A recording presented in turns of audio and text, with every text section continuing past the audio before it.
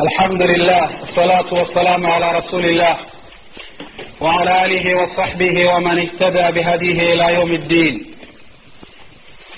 أما بعد فإن خير الكلام كلام الله وخير الهدي هدي محمد صلى الله عليه وسلم وشر الأمور محدثاتها وكل محدثة بدعة وكل بدعة ضلالة وكل ضلالة في النار. بإذن الله الكريم وحمانتا إن وحكورا دونا موضوع عوانكي صادركتين الأغاني حكمها وأثرها في الأمة وهيصها حكم كاي كله شريعة الإسلام كدحديدة أثر كيرات كومدها يتقطقات. انتهى الموضوع أوقلين وحان جعلها دور قضب إنام تلمامه وموضوع غردع أمام مقدمه وحاوية قضب القوات إلى إسماعيل أهل العلم ورحمة الله عليهم وحيوقع الثمان وحان ليلهداء الأغاني أما الشعر هيصها مقابي قودهان لبا قيبوت qaybta aynu ka hadlayno oo xukunkeeda aynu tilmaami doonaa waa heesaha wata qalabka loo yaqaano aalaatu lahwi waatarab waa qalabka inagu guud ahaan aynu u naqaano magaca la yidhaahdo muusiga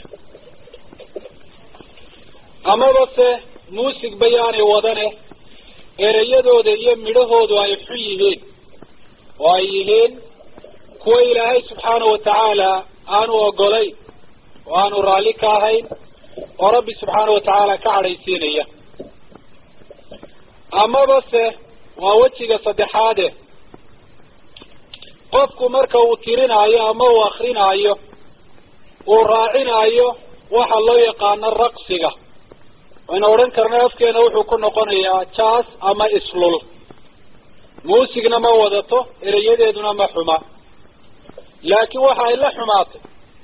qofkii akrinaya ama tirinaya ayaa raacinaya islulitaan ama waxa jaaska loo yaqaano wejigeeda afraad waxa uu noqonayaa inay yihiin heesahaasi kuwa ay dumar akrinayaan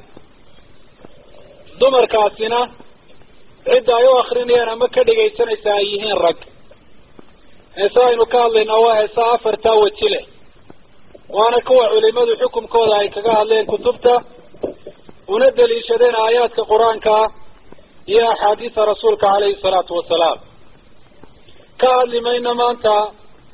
gabayga aan muusig wadan ereyadiisuna ay fiican yihiin kaasi isagu waa shay mubaax oo bannaan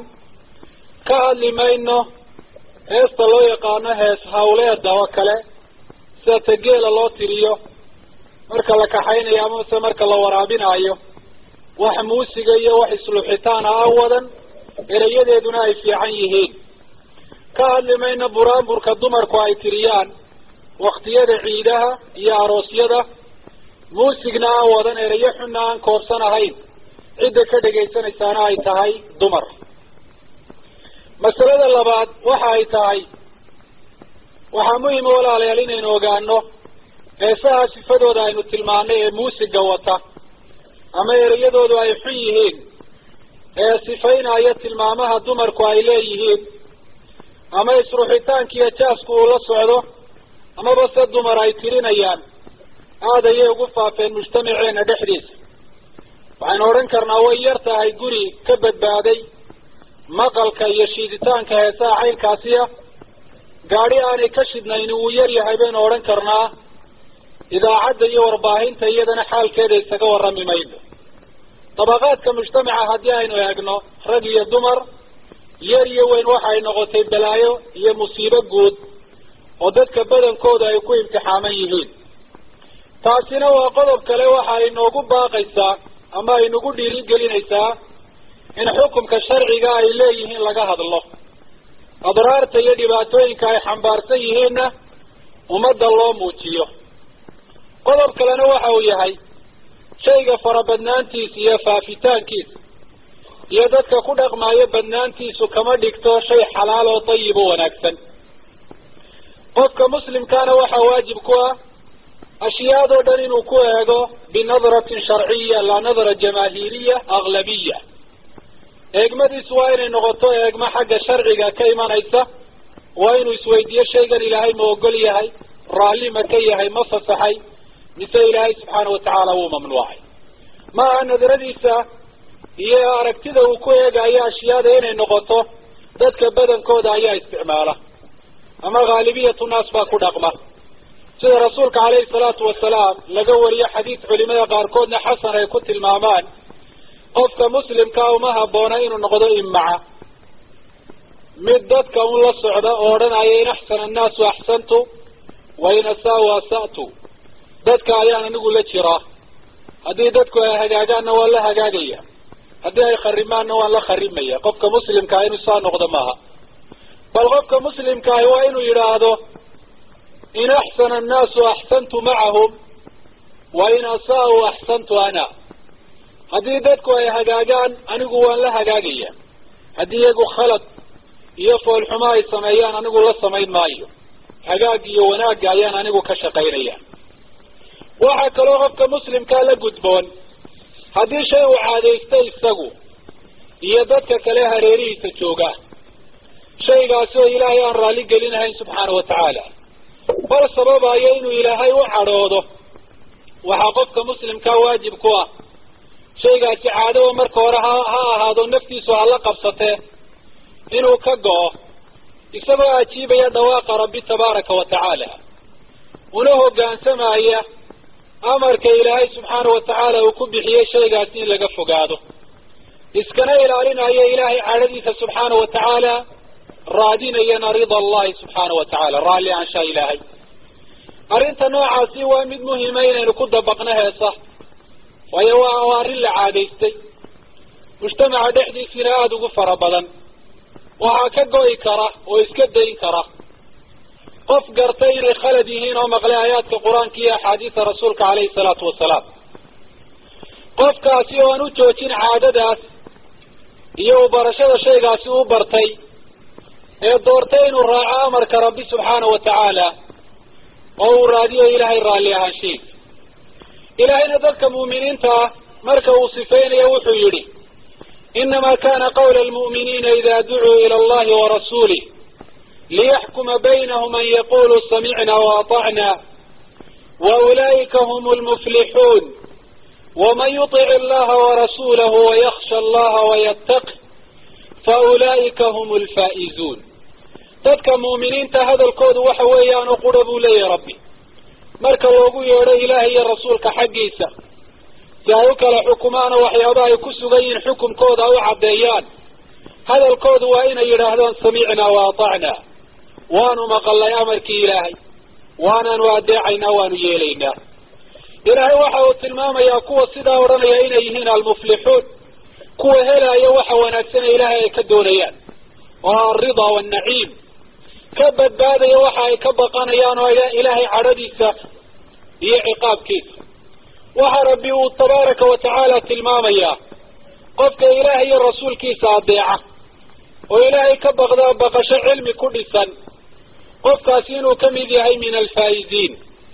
kuwa ku guulaystay jaa-isada weyne ilaahay uu bixinayo yowma alqiyaama, taasi oo ah inuu qofku helo jannada rabbi subxaanahu wa tacaala.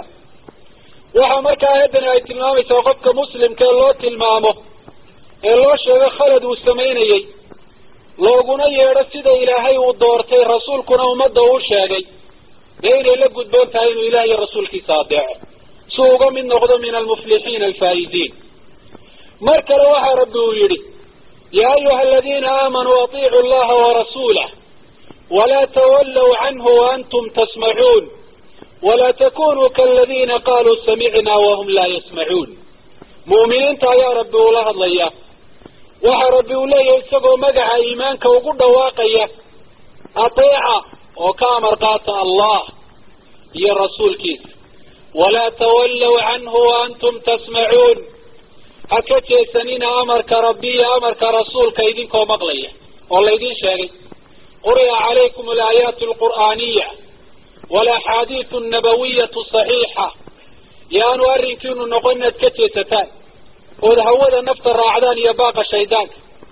هنقولين أبو الله يا ربي سيدا كوا يري سمعنا وهم لا يسمعون وانو مقلي يقول مقل وحكو ترى ورادية وحمانتا اسكاقد دايان أمركينا أي كلي مادان قفك مسلم كان مركا لوحا ربي وقدقي إنه يشاء صفات كية المامها إليه المنافقين منافقين توحى صفات كورية المامه ذا كميدا مركا إلهي أمركي صلى الله عليه وسلم يا وامرت الرسول عليه الصلاة والسلام إنه اسكاقد يستان وحكا لا إراعاه وحى ربي سبحانه وتعالى ويري ألم تر إلى الذين يزعمون أنهم آمنوا بما أنزل إليك وما أنزل من قبلك يريدون أن يتحاكموا إلى الطاغوت وقد أمروا أن يكفروا به ويريد الشيطان أن يضلهم ضلالا بعيدا بأن درقنا محمدو كوى الشاقان آية إن الرميين حقا لقو سودتي يكين لقو سودتي رسوشي هذه كاو الرئيسي ساس الشاقان المؤمنين وحرب الله سبحانه وتعالى يقول سيدا الشاقان آية هذا نوحي الراعي عن الطاغوت طاغوت كوحا لروح كستو إلهي أمر كيس خلافه أي طاغوت ليراهده كاسي الراعيان شيطان بيد وقلا شيطان نوحي دون يهين اللوميه أو كفق أي حقه وحربي الله يسوى قوات المامة هذا الشيقية وإذا قيل لهم تعالوا إلى ما أنزل الله وإلى الرسول رأيت المنافقين يصدون عنك سدودا مركا ليراهده واركاليه وكاليه وحي إلهي سودتي آيات في القرآن كهذا الله المامية كورما يوحي سمينيان حكم كيس والرسول كوك عليه حديث رسولك عليه الصلاة والسلام يا الله آخرنا مركو رسولك بنتي كذب وحيارك يسابوا لي ربي كوي منافقين تعيو كاتشي سنايا آيات دي دكتي كمغليان لكن عملها هو كاتشي سنايا ساسوك لي حديث رسولك عليه الصلاة والسلام قفت مركا إيمان شيغانيا الشيء سمينيا حكم كيس شرعي قال الله تلمامه ولو قد الأخرية آيات كقرآن كأي حديث رسولك عليه الصلاة والسلام وإنت هذا الحكم كي إلهي كتشيستا هوذا النفتي سيو شهوات كيد الراعة فيه النفاق قل أو كثر نفاق باقفك كتشرة نفاق وين بو نقون كرايو تصين كرا إن قفك إيمان بانو كتشرين وحكا لدعي كرتشعب من النفاق إلي كتشر قيب نفاقي كمينة وإيمان كيسو ضعيف وإيمان كيس النفاق سيو كحوك رونان كرواي وولودين كرواي وحكرا إلهي سبحانه وتعالى وتلماميا ذاتك غير كودو إيمان شيئا لكن مركل دور إلهي أضيع سبحانه وتعالى كتيسانية ويقولون آمنا بالله وبالرسول وأطعنا ثم يتولى فريق منهم من بعد ذلك وما أولئك بالمؤمنين وحيافك كشيئا يانو إليه وحن الرمين الله يا رسول كيف وانا نودعنا ونكامر قادنينا لكن انت هذا بالروح حضرك عمليا يبقى كتيسانايا إلهي أمر كيف قوات المؤمنين ما هبوا لي ربي سبحانه وتعالى إيمانك يشيئا أنا كذب ما وإذا دعوا إلى الله ورسوله ليحكم بينهم إذا فريق منهم معرضون مركا إلهي حديث الله يري رسولك سلوك لحكمه ووحاسي أي كدل سغيهين حكم كيس شرعي يبوسك ودين تكون يهيسي الله شاقه وحارك سيقو تيسري هذه صفات المنافقين يينا يلان أيها المسلمون صفات كاي منافقين تليهين إن بدن باشياء مجتمعين الدحلي سعاد وقفة أفسنا وكفر بدن لأنه شيء يا هري هبين قلن هرية قلن دنبه إلى هينا نوقلي رسول كنين ممنوعي هذا نوح أرك زادتك يقو مقلية يقو وحي هذا الصميرية هذا هو النفاق بدون شك أما مدوين هالنقضة أما مدير وحوير هالنقضة أين يلنا تلمان تعدبتا إليهين ددك مؤمنين تاعي وإلهي سبحانه وتعالى والتلمامين ورنيان سمعنا وأطعنا قولا وعملا وانو مقلي وانا نهجان سمي أفكو قرماها عمليا بيهجان سميا هل تصالي بل هل موقف بينو كسو قادنا إنا صحابة رسولك عليه الصلاة والسلام هو إن تصينا إياه أشياء يواركي النفط واحترين وقتشره ونفتوضوا أي تعاليد مركي الله الشيقي إنانو إلهي وقلين وراليانو كاهي سيدا يقوه قاد سمين وحليه ظهير بن رافع بن خديج نهانا رسول الله عن أمر كان لنا نافعا rasuulku wuxuu noo diiday arrin waxtar noo lahayd waa sida markaasi ay u arkayeen wa tawaaciyatu llahi wa rasuulihi anfacu lana laakin ilaah iyo rasuulkiisa inaanu adeecno ayaa wax walba nooga waxtar badan oon ilaahay subxaana watacaala ka amar qaadano maxay ahayd talo arrintaasi loo diiday nahaana an nuxaaqila bilard fanukriha cala athuluthi waalrubci waalطacaami almusama dad beeraley bay ahayn ansaartu dhulka ayay kirayn jireen oo qof bay ku odhan jireen dhulkaasi beer 3 meelood oo meel wixii kasoo baxa adiga ayaa leh intay meeshii xadidaan thuluthka dhulka kamida wixii kasoo baxa adiga ayaa leh ama rubuca dhulka kamida wixii kasoo baxa adiga ayaa leh inta kalena aniga ayaa leh amaba raashin bay siin jireen ee odhan jireen raashinkaa waxa weeyaan qaado oo dhulkaasi waxa weeyaan noo beer raashinkaasi oo lamida ka dhulka laga beerayo arrintaasuu rasuulku noo diiday buu leeyahay waxtar inay noo leedahay baanu arkayni laakiin inaanu ilaahay adeecniyo rasuulka ayaa wax walba nooga waxtar badan oo maslaxadaada adduunyana ay ku jirtaa taada aakhirana ay ku jirtaa waayo miyaad sawiranaysaa ayuha almuslim ilaahay inuu kuu diidayo wax waxtar ku leh oo waxtarkiisu waxyeeladiisa ay ka fara badan tahay ama waxtar mooyaane waxyeelaba aan lahayn suurtagal maa taas ilaahayna subxaana watacaala xikmadiisu inay keensataa ma dhici karta taa sidaasoo kale rasuulkeenu calayhi salaatu wasalaam arrin khayr iyo waxtar iyo nafci adduunye iyo mid aakhira inoo leh inuu inoo diidaa suurtagal ma aanay ahayn hordhaca yar walaaliil waxaynu uga jeednaa arrintan la yidhaha heesaha ee dadka lagu imtixaamay qofka muuminka ahi xukumkeeda sharciga markuu maqle uu ogaado dee waa inuu ka istaago mawqifkii muuminiinta ee inuu ka istaago maaha mawqifu lmunaafiqiin haddii xataa u arkay inay waxtar u leedahay waa inuu ogaado ilaahay subxaana watacaala taacadiisa iyo taacatu rasuul inay uga waxtar badan tahay ujeedadeenu waa taas haddaynu mawduuca usoo dhaadhacno dadka in badan waxaa laga yaaba oo kamidi inay qur-aanka ka doondoonaan ama sunnada rasuulka aayaad iyo axaadiis ay kusoo aroortay lafdu alghinaa ereygaa alghinaa ama alaghaani iyadoo la leeyahay waa xaaraam oo lafdigaa haddii ay waayaan ay u qaataan in heesii shay xalaala iska yihiin oo iska banaan oo mubaaxa taasina waxa ay ka dhalanaysaa aqoon darrada dadka ka haysata magacyada shareecada islaamku ay u taqaano heesaha iyo magacyada heesuhu luqada carbeed ay ku leeyihiin magacyadaasi oo qur-aanka lagu sheegay iyo sunnada rasuulka calayhi salaatu wasalaam iyadoo la diidan yahay oo la dhaleecaynayo cidda samaysana aan la ammaan ahayn ee la duraayo waxaa muhima inaynu ogaano sida uu tilmaamayo calaamatu ibnu lqayim raximahullah heesuhu waxaa sharciga dhexdiisa ay ku leeyihiin 19 isman 12 magac bay leeyihiin 12 magacba waxaa shareecada ay ku soo arooreen iyagoo dhaleecaysan oo la tilmaamaya inay wax xun yihiin shaydaan shaqadii inay yihiin dhaleecaynta noocaasi iyo magacyadaasi waxaa la dhaleecayeena waa calaamad cad oo tusinaysa shayga magacaa leh xukunkiisu inuu yahay fi shariica ataxriim inuu yahay shay xaaraam ah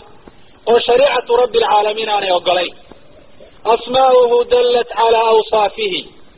tabban lidhi lasmaa'i waalawsaaf heesahu magacyada faraha badan ay leeyihiin waxa ay tusiyaan sifooyinka xunxume heesuhu ay leeyihiin shayga magacyadaa xunxun iyo awsaaftaa xunxume ilaahay dhaleeceeyey leh rasuulkuna uu ka digay ayaa shay xuno in laga fogaado mudan ah sidaasi ayuu yihi shaacirku bal waxaynu soo qaadanaynaa magacyada heesaha aayaad qur-aanka kamid oo lagu sheegay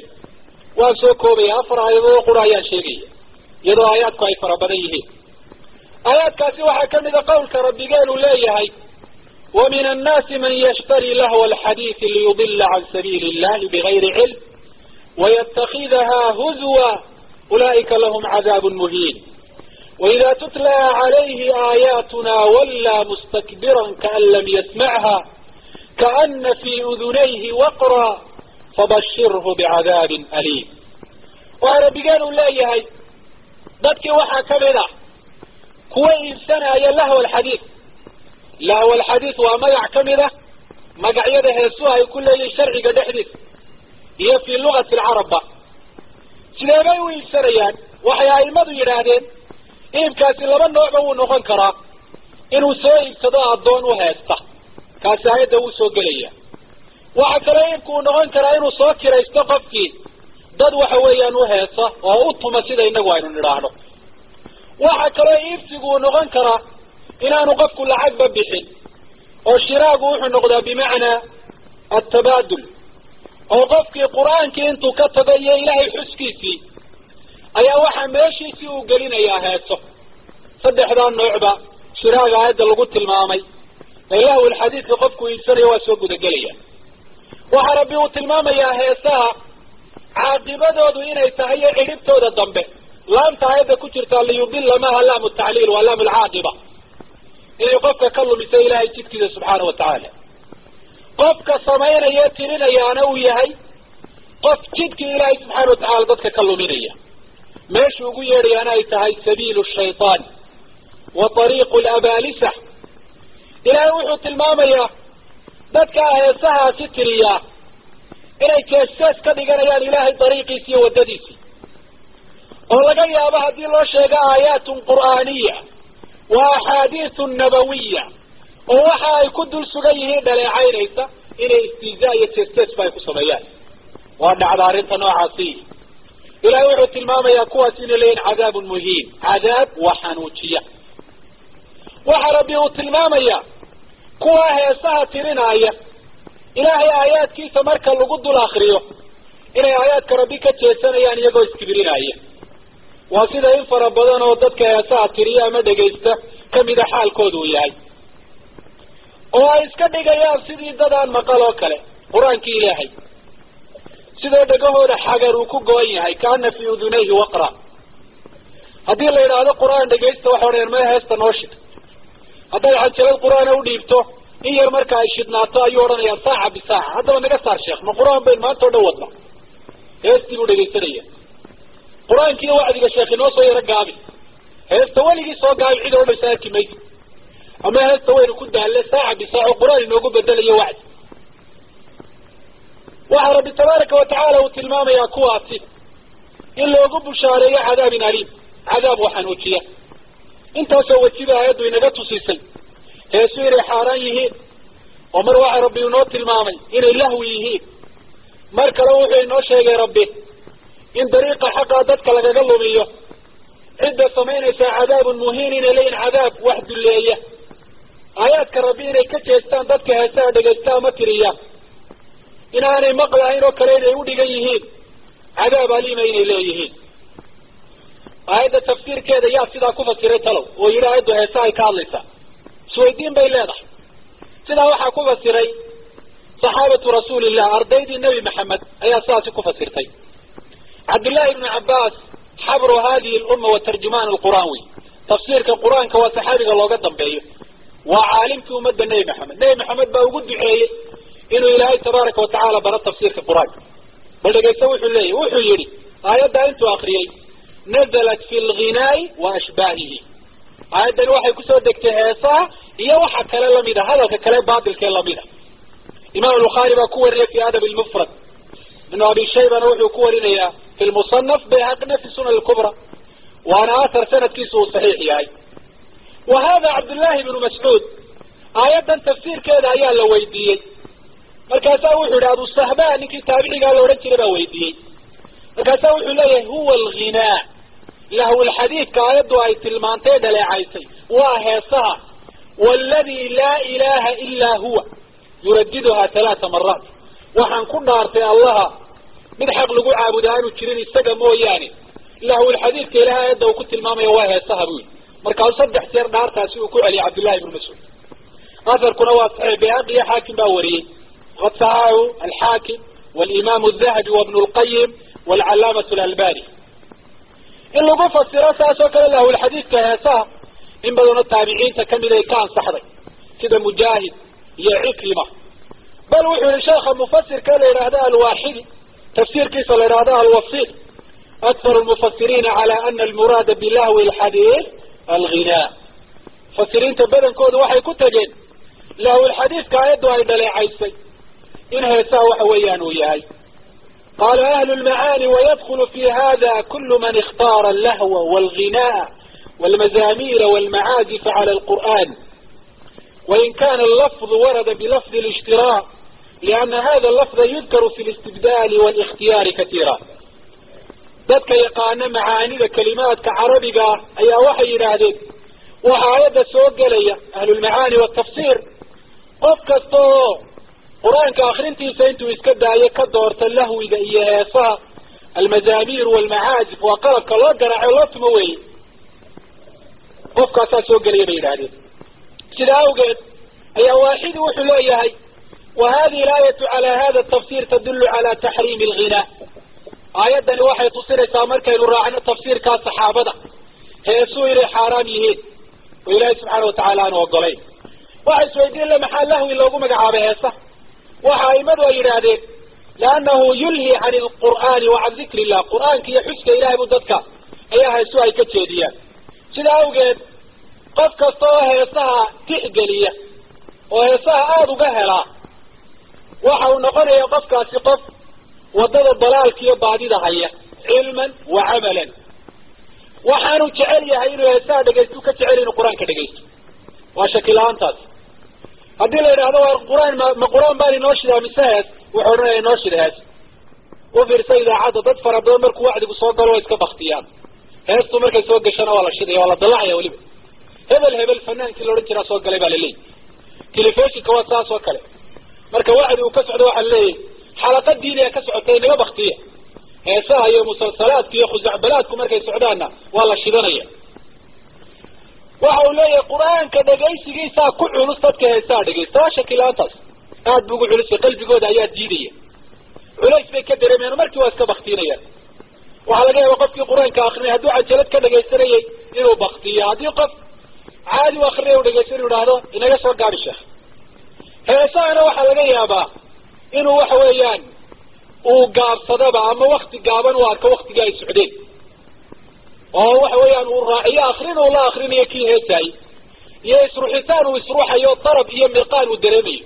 oo goor ay dhaaftay oo ay dhamaatayba aanu garanahayn. si awgeed baa lagu magacaabay lahw alxadiid. aayad labaad waxay tahay ilaahay wuxuu yihi isagoo ibliis la hadlaaya wastafzis man istatacta minhum bisawtik waadlib calayhim bikhaylika warajlik. ibliis baa rabbi wuxuu ku leeyahay didso oo lumi inta aad kartida ibni aadam kamida adigoo u adeegsanaya bisawtik codkaaga, waadlib calayhim bikhaylika warajlik, ku weeraro dhinac walba kaga keen ciidankaaga tignikada saaran fardoolayda iyo kuwa mushaada ee lugeeyaba dhinac walba kaga imo. kii ilaahay tabaaraka watacaala baaqiisa iyo dhawaaqiisa iska diidaa dee ha ku raaca, isagaa yaqaano waxa uu ka helaye. sawtu shaytaan, weli yaa maqlay shaydaan hadlaya? shaydaan dhawaaqiisa weliba maqashan? hal samictum? shaydaan laftiisii oo dhawaaqayo codkiisa uu baxayo waxaan umalaynaya inaynaan waxa weya inaynaan maqal. jin waa laga yaabaa inaanu maqalno mararka qaarkood qof uu galay ka dhex hadlaaya, laakiin shaydaankii oo dadkii u yeedhayo o u baaqayo o xumaantii u qurxinaya maynaan maqal. sawtkiisa haddaba waa maxay? waxaa tafsiirkeeda aynuga fadhinaa saxaabada rasuulka. waxa uu leeyahay mujaahid oo aimada tafsiirka kamidi, ibnu cabaas baa wuxuu yihi sawtu shaytaan waa alghinaa walmazaamiir wallahu. sawtka shaydaanka ee dadka uu ku duubsadaa waa heesaha iyo muusiga iyo qalabkaa loo garaaco weeyaan. waa cabdullaahi ibnu cabaas waa sidaale. daxaak oo taabici ahaana wuxuu yihi sawtu shaytaani fi hadihi alaaya huwa sawt lmizmaar. codka shaydaanka ee aayadda lagu sheegaya waa sawtka uu bixinayo qalabkan muusigada ee loo garaaco heesaha. maxaa ilaahay markaa uu tilmaamaya heesaha iyo qalabkaa loo garaaco o dhami inay kamid yihiin wadooyinka uu shaydaanku u maro luminta dadka iyo xoogga iyo ciidanka u adeegsado dadka dariiqada xaqaa inuu seejiyo. sidaa awgeed waxaynu leenahay heesaha waxaa xumaan ugu filan daliil inay xaaraan yihiin ina tusiyana inagaga filan inay yihiin cuddatun lishaytaan yugri bihi cibaad allahi cala alfisqi waalcisyaan, inay yihiin hubkii shaydaanka ee shaydaanku uu ku degaayo addoomaha ilaahay ee ugu qurxinayo fisqigiiyo caasiyitaanka rabbi subxaana watacaala, ee uu kaga fidnaynayo cibaadada ilaahay dariiqadii waddada toosane xaqaana uu kaga hor istaagayey. انت أصاب حمانة يساوق فلان هدانوا الدليل كالجيري لهي إلا هذه الآية لكانت دالة على قبح الأغاني وتحريمها يدا إن تصل لها الحمان تورا يعني حارانيهين آيات صدحات وحر بلانو يريد أفمن هذا الحديث تعجبون وتضحكون ولا تبكون وأنتم سامدون وارما قرآن كان الله يابتين ورقا سامر القرآن كلا الذين أخريات قتل لسانا إذا أويا هاي وخشوعية إيمانية وحبطنا ندين سيادنا هاي وأنتم سامدون بدينكو هي السيئة ما معنى السمد؟ السمد هو الغناء فهذا عبد الله بن عباس وحليه هاي السمود الغناء في اللغة حمير سمود كواها صاع غير حمير با سمود كالغناء يقانا وقبائل العرب كميدة ووحل إلى هذا في لغة العرب كما مركز الله اسمدي لنا أي غني لنا اسمدي لنا معناه هو نوع سوي أبو عبيد وحي الإمام كان لغوي جاي المسمود الذي غني له هداد مسمود مقشه وقفك الله يسوي هذا مركز محينة تصلسة ضليعين إلهي وضليعين سبحانه وتعالى كوا قرآن كانوا قلوبته لكوا إليه لكن هيساها وحويان دقيسة هيساها نطرية هذه هيساها أي شيء حلال ومباح ويسكبنان سيدا هذا الكاكلاين وكوا الله إنه بإلهي سبحانه وتعالى ضدكم ضليعين كمنان عيبين لأن الله لا يضم فاعل مباح على فعل قف شيء مباح صمين إلهي فعل كيسا كمنا ضليعين هذا الكلام ربي قال وحويني والله ما يضاد يصبر كره فماذا بعد الحق إلا الضلال فماذا بعد الحق إلا الضلال حق واحد كدن بيومه حق عداد وإدارته ماشا كدن بيساد قلت توامحي هو الضلال والمثال صماه واحد كلا ربوري وقل جاء الحق وزهق الباطل إن الباطل كان زهوقا واحد تقول الحق يبقى يجيب باطل كنوسوري باطل كواميران حقا أن مقاومين كرينو هورستاي كرينو حقه مركو ماشي المادة باطل ماشي هو كبحة باطل كلام معنى الله استعماله وضد الحق وحالله استعماله شيء قاعد تشيرين بقى معدون كباطل بالنا في لغة العرب شيء قد تشيره لكن ضرر يدي باطلنا باطل بالقول هذا في لغة العرب هذا بقى هيسو باطل كايه كمدين معناها الله بعد مركينو يقنو ودوا شيء تشيره ووجود واقع كل يدك كده حدود لكن ضرر كود يدي باطلنا كبدا واحتر كود سيدا اوجد ايا صحابة رسولك باطل كاسي يكون فسرين هيساها وحيابا هوسي من يباطل كوحا كمدا الغناء ننباويني عبد الله بن عباس وحو كوري ما تقول في الغناء هيساها محاد كلا يضع ابن عباس هو محلال بهم سوى حاران أحلال هو أم حرام عبد الله بن عباس وحو يري أرأيت الحق والباطل إذا جاء يوم القيامة فأين يكون الغناء وارسوال بهم كبو عليه وحد كور انتا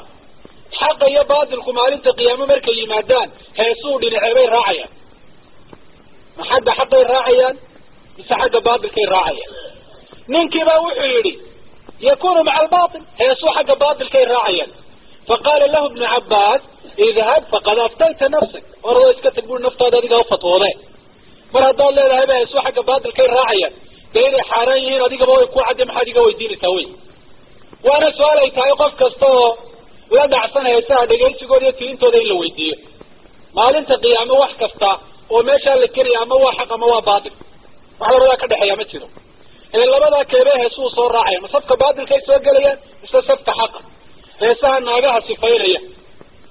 وان آدي آدو قحشونيو إيريو بعض الإخوة بريقوا رده جيسان تيرو كتوبت كيري أي قصو قرين إنو مثال كده حيثان كشاقو يدو إلا الشيقاري حاران هاي وباطل كددك لو شيقي كرو حقيبين راعي يرتلو هيساها دومرك اللي قول لي هاي لق اللابتا يسار يا قريسك كافرو جادده كوصلا حقين راعي يرتلو حاجة باطل كين راعي يرسا حق حقا حقيبين اللي قلت لي موسيقى ولا صعده وحويا مؤذن كي شيطان كاي وشكلان حق باطل كين الراعيان وحكى له وحويا دعدي وعلماء يرادين ابن عباس ولبه سهل ويديني وغناء العرب وهي سير الميغو هي الذي يتمنى وياه هي صهن موسيقى وطا كلا نوعية دوانة سنة بقرة يصوب حياة ابن عباس مبوه قيمة هذه غناء العرب كده ابن عباس وكيري ما حد ملاني صادوك ويسوب قاري لها فماذا يكون قوله؟ وعكرد علي عبيد الله أي أوحي كوري القاسم بن محمد شيخي الأورنجري كيف ترى في الغناء هيسام حضارك تمام حلال وصحرا وحي كوري شيخاسي هو باطل هو باطل ننك وحي هاي قد عرفت أنه باطل فكيف ترى فيه إنه باطل هاي ومبوان قراري هاي ما حضارك تمام حلال بمسوى حرات فقال القاسم رأيت الباطل أين هو والباطل كي يقورد باطل كي يدد كي سيقورد حق يبال القيري يوم القيامة قال في النار تلقينا بيقول باطل كي يوحي يكو سعودبا قال فهو ذاك كي هيسونا مر هداد أتباع دكسون تايري باطل يهيد هو في النار هيس يهل كيلبا ميشا القيري هو النار بويل الفتوى هو يكو عداية وردو دقاق ساسا يوليه waxa afarta aayadood iyo kuwa kale fara badan ba ay saxaabada rasuulka iyo taabiciinta iyo dadkii wanaagga looga dambeeyay leeyahay ku dayda ay ku fasireen inay heesaa ka hadlayaan haddaynu u nimaadno xadiiska rasuulka calayhi salaatu wasalaam oo aad u fara badan haddaynu dhowr xadiis ka soo qaadano oo mawduuceena ka hadlaya waxa uu leeyahay saxaabiga la Abu Malik al-Ash'ari rasuulku wuxuu yiri calayhi salaatu wasalaam la yakunanna min ummati aqwamun yastahilluna al-hirra والحرير والخمر والمعازف waxa ummadayda kamid noqon doona aakhiru zamaanka kuwa xalaashada alxir wa alfarj wa azina zinada xalaashan doonaan oo xalaashiga macnihiisu wuxuu noqon karaa inay i'tiqaadeen bayna banaan tahay ama inay xaraam tahay bay aaminsan yihiin laakiin waxay u sameeyeen sida xalaasha loo sameeyo kale ayay u sameeyeen ilaahay iyo dadka toona kala xishoon maayaan waxay xalaashan doonaan xariirta iyo khamriga iyo almacaazif معازفت وامحي معازفت waxay isku waafaqsan aimada luqadu inuu yahay magac guud oo ay leeyihiin jamiic aalaat almalahi qalab kan waxa weeyaan heesta loo garaaco oo dhan ayaa magaca sida almaazif heesta lafteedana maazif waa la yiraahdaa sawgeed ibn al-qayyim wuxuu leeyahay in almaazif hiya aalaat allahwi kullaha la khilafa bayna ahli al-lughati fi dhalik معازفت حديثك وتلماما يلا ليه دادك وي حلاشان دونان وآلاتك اللهوي جيه هيساها لو قرعنا دمانتود حديثك حقاروي نقاطو سنة هيساها يقلب كودو بيري حرايين وهي نقاطو سنة واحد روي حلاشانية أنا حرام بوكاها وين معنى الصوماء شيء حرام أبوها وي حلاشانية إلا هذه مركة وربا حلالوها وما يرى هذا وي حلاشانية يعني سيدا وقال بوحي ليه ابن القيم ولو كانت حلالا لما دمهم على استحلالها هذه قلب كان موسيقى الله ينادو إياها يسوى حلاليين إلى هيدا كان كمون للعيين حلاشك حلاشدين ولما قرن استحلالها باستحلال الخمر والحر إلى هاي لمو حريريين حلاشي جيدا حلاشك اللي ردتك غير كودة خمرك حلاشان دورة إيو زينادة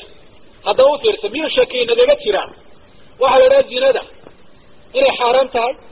حريرتو إلي رقى حرام تاي خمر دينو حرام ميو شاكين ندقى تيران الجواب ولا قفك حلاشة إنه يهي أمنا إلي حلاليين قال قفك سمايا يقو ومثين حراميين إنه يقف كبيرة كل عيد بال شكينا قمتره هاسيهنا كوا صالقوا دبطر لقوا حريري خمرقي يزندي يحريرتي قفك حلاشة قفك حلاشة وكله أي يفقنا وكدقية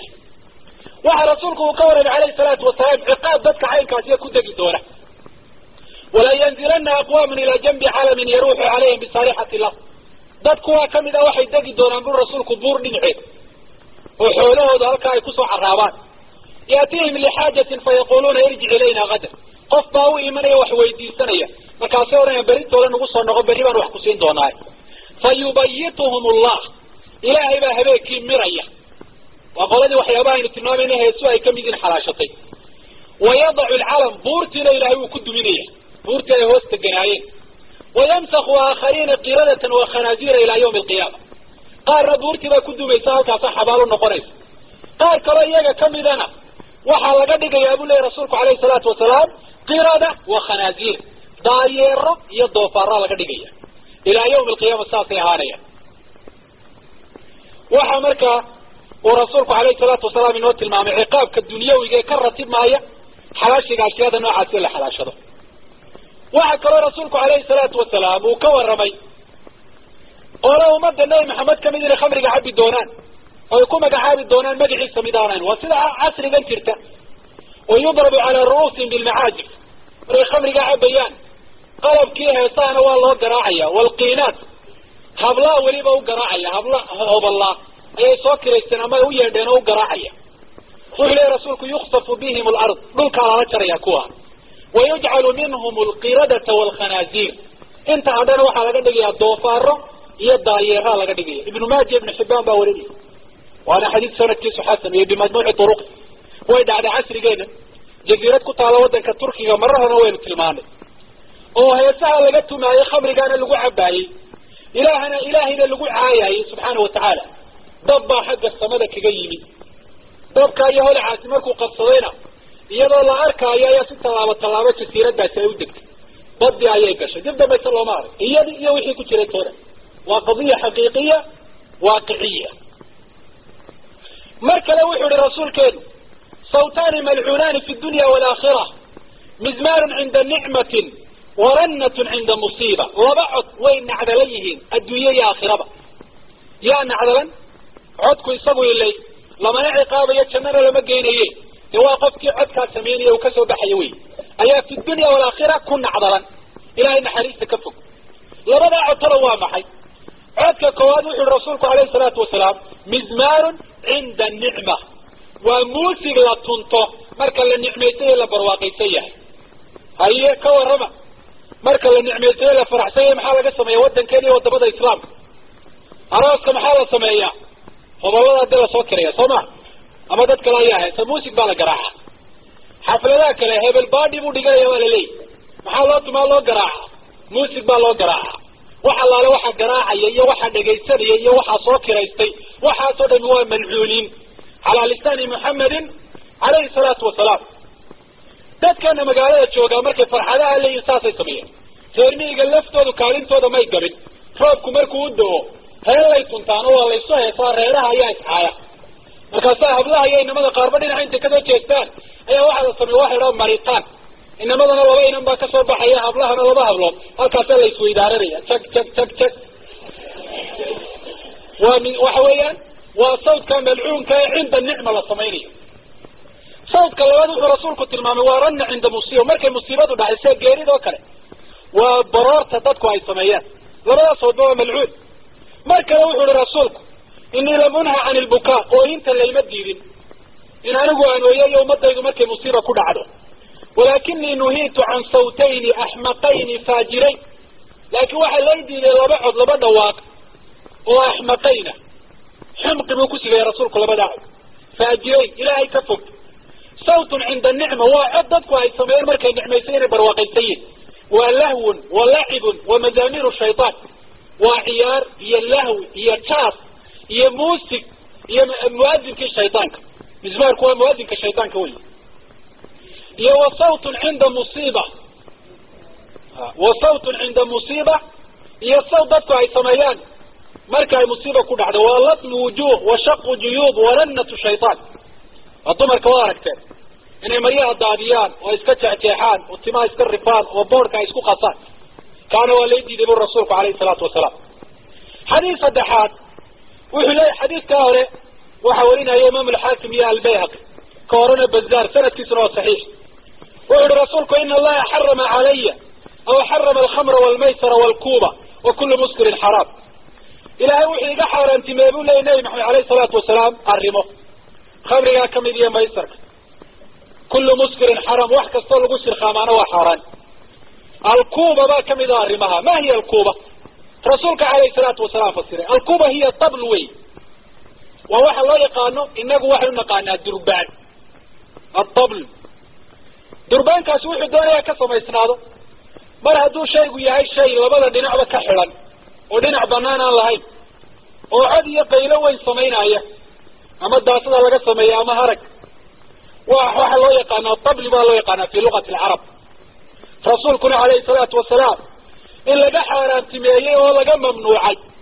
إساق يوم الدي سبا أياه تلمامية هسا حسر ذا جرنا ميدان وضني ما جرت هداي جرتنا ويرطع إلهي با حارانتمية واركنا نبي محمد بين السوق عرسيي عليه الصلاة والسلام هدين ويالينه وإن أورينا سمعنا وأطعنا يا هدين أورينا سمعنا وعصينا با قال رسول الله يكون في أمتي قذف ومسخ وخسف أمتي إذا دحي ذوحا كدعي دونا وأمة محمد عليه الصلاة والسلام قذف با كدعي دونا ونقحان عذابه والصمد اللي قسو الشيبة حق سنة لك كانوا مسخ با دعي دونا ومدى النبي محمد كوا كمينة أيها اللي بدلي دونا الدوطارية دايرة لك دعي دونا ما هو حويان مسخ يقولوا كقارا غير بنو إسرائيل يهودية نصارية كوات ومدى النبي محمد كوا كمينة أيها الدوطارية دايرة لك دعي دونا خص با ومدى اللي كدعي دونا بالرسول عليه الصلاة والسلام نولك إلا لقوا يقار كمينة بل قبائل دان وعربت كمينة نولك ويتر دورته مع الرسول انتانوا قيامون بحين كور نولك إلا لقوا دونا سيدا وقد بامركو مسيح الدجال إيمان أيوه عربي كوا ضدو ينايه ومرك رسولك للأين العرب يومئذ ورسولك لهم قليل ويري ويين بدنوا كميدة قبائل دنبا نولك للقوي عربنا ما انت وضدها هايسين بدنوا كميدة وين عرقنا سيدا اللولك عري اللولك بمبحين اللولك حشون هاي وحيابان الرسول كانوا عليه الصلاة والسلام كل سببيي قد سقايا مسقايا خط سقا وحا رسولك لقويري قيل يا رسول الله ومتى ذاك وارنتها سيقورما يومدا كدعي دونتا قال إذا ظهرت المعازف وحلي رسولك عليه الصلاة والسلام ومرك قلب كهيسه وموغضه وحي معنين أنا ميل والبا ولقتهم إياه وموغضه تدكي ويسي تانو قاربا وكحرقون إياه هرقيسا ميل ورقار موسيق وقرب كوسو لي هايو كحرقون إياه دحلو غيري مياني ظاهرين وانا موقد تانو قاربا وكحرقون إياه هرقيسا ميل ورقار موسيق وقرب كوسو لي هايو كحرقون إياه دحلو غيري يعني ظاهرين وانا موقد محلات كقار كوبا لقوي يا بلدان الإسلامية دكامات الله فرطيبا وكثرة القيان هبلها صانع فربطان ورميان فربطان هبلها هيسا اللي يتوح وين بحدنا عدكي معانا هبلايه هبالكسو دوو اياد مغلسة واحد مركب لور دقيقات جوكتين هذا سرورير امو قيسيس كدقيس وشربت الخمور وخمري قال اللي عبابه لي رسولك عليه الصلاة والسلام خمري قال ولا عبي تلميذ حديث كوري سنة كسر وصحيح فدحنا الرمضان ومدى ويكا دح مغدين وحين السقابة وحي تاي إنا يدعان عقوبات كرسولك وشيء عليه الصلاة والسلام انتهى يدعين وإن إله اللي وقت وبدك ناري ما نوعنا وفراها لقى قادوا لراتبنا يا رب وحولي ابن القيم رحمه الله أخبارت رسولك صار ورتيت سيريسا إنه مد النبي محمد قال كميدة لما سخين دوره وحيوان لو بدلي دونه aad bay u fara badan tahay badankeeduna wuxuu ku qaydan yahay buul oo la raaciyay dadka la masqinaya inay yihiin asxaabul ghina wa shurb al khamr kuwa heesa iyo kuwa khamriga cabba waxaana culimadu ay yiraahdeen qofka marka qalbigiisu fisqi uu ku sifoobo waxa uu noqonayaa qof yeesha akhlaaq iyo dhaqanka xayawaanka waxa uu yeelanayaa tilmaamii xayawaanaadku ay lahaayeen حتى حشون مايو وحركة إسلام وين وأيية ولقليه واهو بلد وضبك إنت يسوهر استاكتو هل كان بود يسوهر يسروحي أما هكا لا نسعطو لليه ما انتهو بلد يبا كقدير يهود الهبل وهل كان ننسوهر فرددا حتى إن صدات هيبا لغيابا وحي يلتي خلقي حيوان كأيانا مركي إلهي تبارك وتعالى يا حاصري صفة نوعا في قفكم مركو يشاف ويكسر ترى يسابوني ابن القيم رحمه الله إلا أرنتاسي وجهك قفك أي كم موقته وفقر صنع يقم موقته قفك وجهك سي عادقها إذا دلالي قروح دبدنا أيها اسبدل أيها نوع من الدل بافولية هذا نوع دعيس الدل قاتسي واضح وعد إن وجهك سوقم موقته أرنتاس دلتنوي سي كورنس حتى يقلب صورته الظاهرة كما قلبت حياته الباطنة إلا صورة سي مقال كيسي قود لبدله ولقد قد دوفار مضايير سيدا مركو هربا صورة سي قرصوني وقلبك هي سبد الشيء مركو يا شيء قلب القردة والخنازير أيا وحو يلاني يا مركو الدنبي صورة القردة والخنازير أيو يلاني وحو لو علامة ابن القيم هدات سيدا وقاته فأحق الناس بالمسخ هؤلاء الذين ذكروا في هذه الحديث أحاديثها صح رجمين الشيء أيو صوت شيء مركزوه لي مسخ جاي بدلتان كصورة دورنتا ضدك أمضا إلى كل عدا وكو حديثها لغو شيء فمسرع الناس مسخا قردة وخنازير limushabahatihim lahum fi lbatin markay xagga qalbiga ka shabaheen alqirada walkhanaasiir ayaa waxay noqdeen kuwa maskintu ay ugu soo degdegitaan badan tahay ee suuradooda waxa weeyaan la bedelo axaadiista walaalayaal rasuulkeenu uu kaga hadlayo calayhi salaatu wasalaam xukunka heesaha waxaan filayaa intaa yaro koobani inay nagaga filan tahay iyadoo aad iyo aad ay u fara badan yihiin waxaa haddaba iyaduna isweydiin leh inagu waa badankeena dadka meesha fadhiyaa dhalinyar iyo daayar baynu dhe waxaynu soo gaadhnoon iyadoo heesaha sidaasi ay u socdaan talow madiin cusubo inagu aynu la nimiba oo kutubta aan ku qornaan jirin in heesu ay yihiin wax xun oo diintu ay dhaleecaysay mise waa wax culimada hore uga hadli jireen oo kutubta ku qoran oo aimadu xukunkeeda ay caddeeyeen taa waxaynu ka ogaana markaynu u fiirsanno aimada islaamku bal maxay ka yidhaahdeen heesaha xukunkooda dadka caalama ku nool badankoodu waxay yidhaahdaan ama shaaficiya aan nahay bay yidhahdaan ama maalikiya ama xambaliya ama xanafiya bal nin walba madhabkuu sheeganayo inagoo u raacayna waxaynu sheegaynaa madhab kastoo kamid ah afartaa madhab bal culimadiisa ugu waaweyn a'imadii shaafici iyo maalik iyo axmed iyo abu xaniifa laftoodu bal heesaha waxay ka yidhaahdeen ayaynu tilmaamaynaa waxaa dhacday nin raafidiya shiicada talax tagtay kamid a ayaa wuxuu qoray kitaab la yidhahdo minhaaj lkaraama ahlu sunnuhu aada ugu dhaleecaynaya waxyaabaha uu ku dhaleeceeyo waxaa kamid a inuu yidhi ahlu sunnaha haddaad tihiin heesahaad xalaalayseen buu yidhi sheekha la yidhaahdo sheikhulislaam ibnu taymiya ayaa u jawaabo wuxuu qoray kitaab la yidhahdo minhaaju sunna nabawiya arrintaa markuu ka jawaabayay ah ahlu sunnaha haddaad tihiin heesahaad xalaal ku tilmaantaan wuxuu yihi sheikhulislaam hada min alkadibi cala alaimati alarbaca ninkaagaa shiiciga ah ahlu sunnaha iyo aimada afartaba waad ku been abuuratay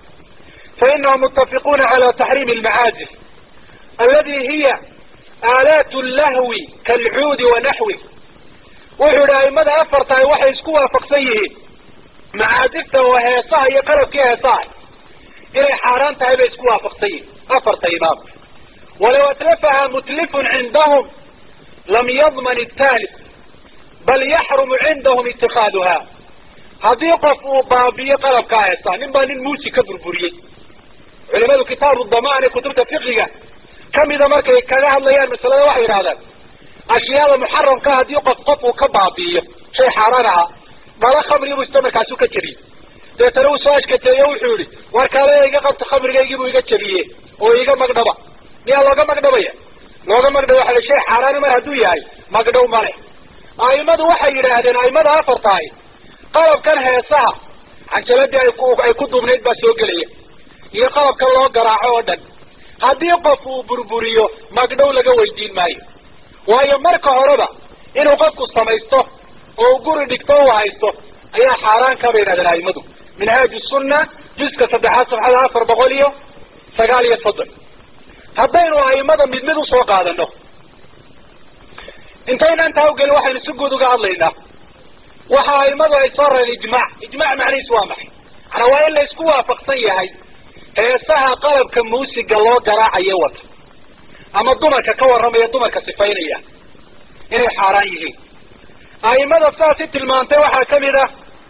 alimaam alqurtubi raximahullah sida xaafid ibnu xajar fatxulbaariga ku soo rarayo waxaa kamid ah alimaam ibnu salax raxmat ullahi caleyh oo heestu mar hadday muusig wadato waxay idhahdeen inay xaaraan tahayba culimadu waa isku waafaqsan yihin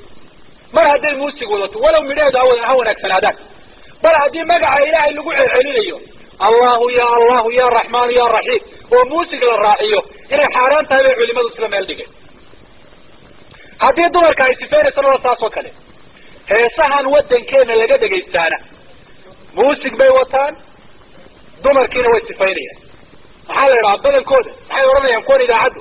imikana hees jacayl aanu makiinada idiin saarayna bay leeyihin hees jacayl maxaad ka sheekaysaa gabadh baad ka sheekaysaa indhaheeda sidana dhegaheeda sidana dhexdeeda sidana timaheeda sidana waxaasay ka sheekeynaysa gabadh hadday tahayna waxaasun bay ka sheekeynaysaa waa wax qofka ibni aadamkaahi ay ahayd haddii xayaa iyo xishood uu leeyahay inuu afkiisa kala xishoodo imaamu shaafici raximahullah fi kitaabi adab alqada ee kamida kitaab lum oo imaamu shaafici u leeyahy wuxuu ku yihi ina alghinaa lahwun makruh yushbihu lbatil waman istakdara minhu fahuwa safih turaddu shahaadatu غناء وحو كنت المامين يهي اللهوي مكروه هدو شافعي راهدية أئمة هورنا وبمعنى محرم اكتول وحرام وحرتات سنتين يشبه الباطل وهي الباطل وما يشبهه وحرام وحكرات سنتين يري هيسها قفك بطرا وقفت فيه معنقابة وترد شهادته مرخاتنا ما قلبوا الإمام الشافعي قفك هيسها بطرا مرخاتنا ما قشنكره وهي عدالة ديسي هي مراديسي أيها ماشا كبحدا يودولك كشي وحكرا شافعي يري وصاحب الجارية إذا جمع الناس لاستماعها فهو سفيه ترد شهادته وقال هو الدياسة وحل الإمام الشافعي نينك عضانت إسكاله هذه ضدك وسقوية وتصلوا عراس بان لايحي أما حفلات بان لايح ورهو بلوي هيسي سايبه جيسة عضانت إذي بها هيسي ترد شهادته مرخاتك مقلا نكاس وهو ساقط العدالة وهو فاسق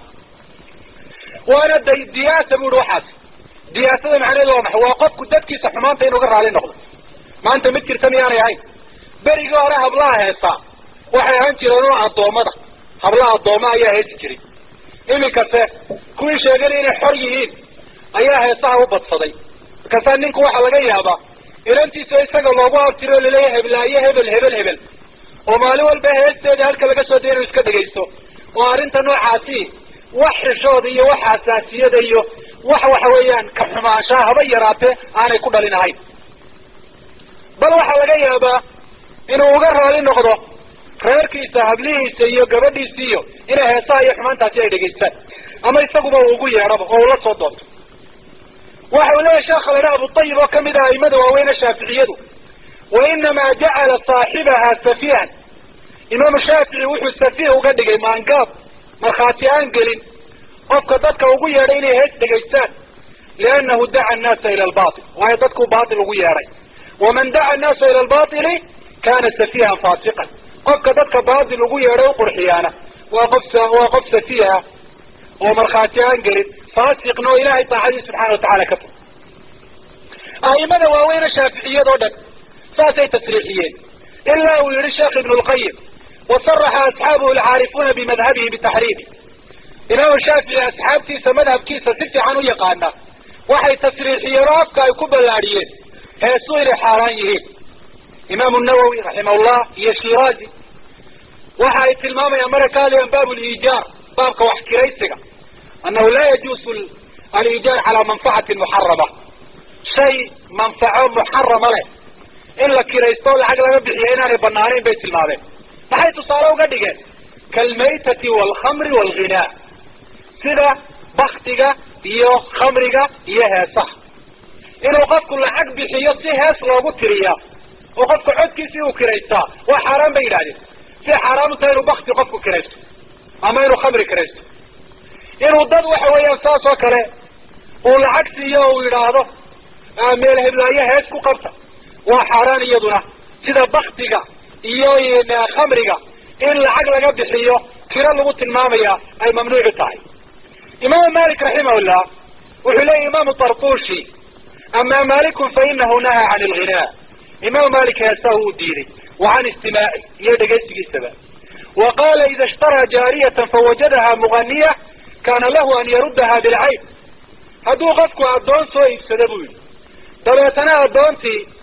أي واحد داتين يتهي من خبراده وهيستا مركو رمو مولهي وحو حقو لي ينكي أدونتا سوي سري عدو كي سرين وكعل يو يرادو وارئين بيلاده هاي لعد سيديسو عليه انتوا محده وكونها مغنية وإلي تهيدا من هست وعيوبتا هي إيماها شيء لك لإستدي قفكو كغن نقون كري قفكو كإستدي وقو علين كرو أيها يسوه كمتها يقول له إمام مالك رحمه الله هذا شيء اسكم مضاحة إيطاي قفكو هذه أدون علم تقانا لقائي بيو وواحد ورسايين بيلاغ أما قرآن كتقانا ما ينبضن إلهي حصة وسبحان الله والحمد لله والله أكبر فربضي ولن يسيدي لكن هيسيه وإن توي وحكى الإمام مالك لويديه كور غير مدينة هيصها بنيبان ومقليك ورمبالي مركزا وحور إنما يفعله عندنا الفساق هدانو غير مدينة نهي هيصتا عدة تريسي مدينة جوكتها مقاشان وكو فساق داوي كو إلهي كفك سبحانه وتعالى إلهي طاعدي سكبح أيوم باطرية. إمام أبو حنيفة وحا إمدوا إلهي وأما أبو حنيفة وأصحابه فمن أشد الناس فيه أبو حنيفة يا أصحابتي علماء قوة هيسها هل كي كتاقين يقول درنتها هيوية وأسألوا ما عندهم فيها أنه من الذنوب والمعاصي حكم كوية هيسها هيصارين هيسوا إليهين دنبي هي معصية إلهي لك يقفوا قال وإلهي سبحانه وتعالى وممنوعي وحولي هاي إمام ابن القيم رحمة الله عليه مذهب أبي حنيفة في ذلك من أشد المذاهب وقوله فيه أغلظ الأقوال وقد صرح أصحابه بتحريم السماع الملاهي كلها كالمزمار والدف حتى والضرب بالقضيب وصرحوا بأنه معصية روح أنا في أصحاب سواء عضيين هيساها يقلب كودة يدقيسي قود بين معصيتها توجب الفسق وترد به شهادة كان سنة يسقفك دقيسي كثيرين يبينوا فاسق نغض إلهي تعالي سكفك مرخاتنا أنجلهي ومرخاتي سلعلين أيوه وأبلغ من ذلك أنهم قالوا إن السماع فسق والتلذذ به كفر هذا لفظهم أصحاب أبو حنيفة مبالغة كسمين وعلى دقيسك هيسوه ليسكي دقيستون يدن هذا يقول لك عارفين أنه قلبي قالوا في ديني وفسق ديني ومعصية إلهي لم يفق هذا هذه قفكوا معانسده وقلبي قيسة هيسوه أي صلاحانا وابقى لنا بينه كفر وي ومبالغة كسمين وإن قوة فقصنين لكن waxayna tusinaysaa halka ay madu ay ka taagnaayeen heesaha iyo inay qubx iyo xumaan yihiin sida ay ugu arkayeen waxa kale yiraahdeen qaalu wajibu alayhi ijtihad fi an la yasmah waxa waajib ku ah inaan qofku dhageysan ila marra bihi aw kana fi jiwar haduu soo maro meel ay ka baxayaan waa inuu horu dhaafo ama meesha jaarkiisa hadii ay ka baxayaan waa inuu dhageysan qofku waa inuu isdhaafiyo oo wax weyn islawsiyo مديار بعض الطهية العبد المسلم إن رجعها النار لغشبه ولقول هذا محد يقول لك يستوحى له الهير عليك هاي ميانا وجاين رجعها جويشة تقول لك يستين لقويتين دونه إن السمع والبصر والفؤاد كل أولئك كان عنه مسؤولا ميانا ربي قال سبحانه وتعالى أنورا قفك ددك دقيسين أيانا وإنه يستقبل إلهي سبحانه وتعالى وكبغضه وهو قاده إن دم بقيسه ولما الله بيه ومر وانين دقيسة وحي حارانتها مرنا وانين فافية دادك دقيسية ودادك لحارانتها وفدودية كوان دون عين قلبي قودي وحوية الحنوشية وحا اللياب لو العليا هي صاح حمان تودي وقبش قود عينو عرقلو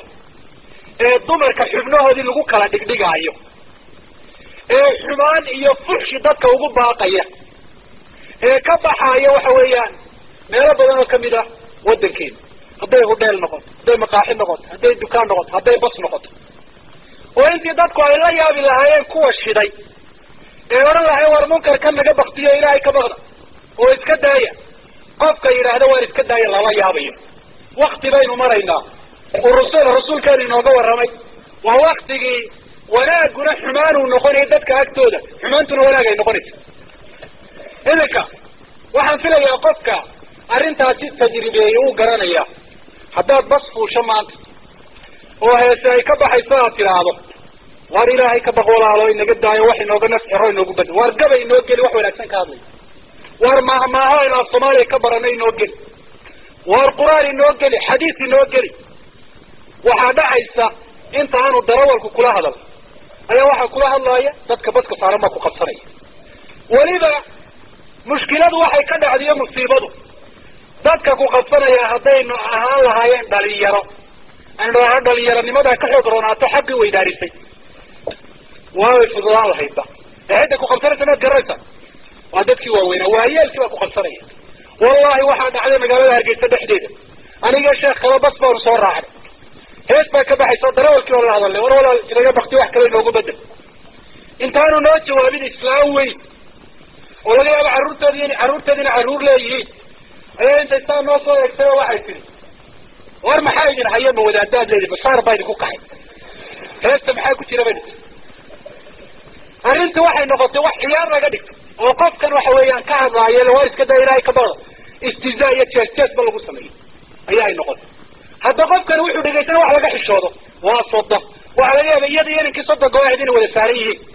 dad xurmo isku laba laga yaabo inay badka wada saaran yihiin markaas haddana waxay dhegaysanayaan gabadhii oo leh naasaha ma soo ruuxaayo oo laabta ma kala saaro waxaa ku hadlaysa ayay dhegaysanayaan. haddii iimaanku uu yaraado xishoodkuna wuu yaraadaa, haddii iimaanku meesha uu ka baxo xishoodkuna meesha uu ka baxa. nabi maxamed baa sheegay alayhi salaatu wasalaam ina aliimaana walxayaa qurina faida irtafaca ahadumaa irtafaca alaakhar. iimaanka iyo xishoodka waa la xidhiidhiyey ayuu rasuulku alayhi salaatu wasalaam, waa laba lamaanaa, haddii midkood meesha uu ka baxo kii kalena meesha waa uu ka baxa. imaamu axmed raxmatullahi caleyh wuxuu leeyahay inankiisii cabdullahi la odhan jiray sa'altu abi can alghinaa, aabbahay baan heesaha weydiiyey, faqaala alghinaau yunbitu nifaaqa fi lqalbi laa yucjibuni. heesuhu qalbiga waxay ku bisliyaan oo ay ka soo saaraan nifaaq, ma jecli anigu heesa, iga foge. dabeetana wuxuu sheegay qowlkii imaamu malik uu yihi inamaa yafcaluhu cindana alfusaaq, waa shaqada ay qabtaan dadka fusaaqda ah ee ilaahay subxaana watacaala ka fog. mar kale wuxuu fatwooday imaamu axmed qofka helo qalabkaasi heesaha loo garaace muusiga oo meel iska yaallo banaano cid inaana ilaashanahayn, hadduu awood u helo inuu burburiyo oo uu ka taxo, leanna waa munkar. rasuulkuna wuxu yihi alayhi salaatu wasalaam man ra'a minkum munkaran falyugayirhu biyadi, saas yuri rasuulku alayhi salaatu wasalaam. sidaas ayaa walaalayaal a'imada islaamku ay uga hadleen heesaha waxa weeyaan xukunkooda inay mamnuuc iyo xaaraan yihiinna ay tilmaameen. waxaan waxooga yaro kooban ka tilmaamaya aahaarta iyo raadadka heesuhu dadka ay ku leeyihin, ila waa in la isweydiiyo maxay tahay xikmada ku jirta shareecadu markay heesaha diiday. xikmada ku jirta waxa ay tahay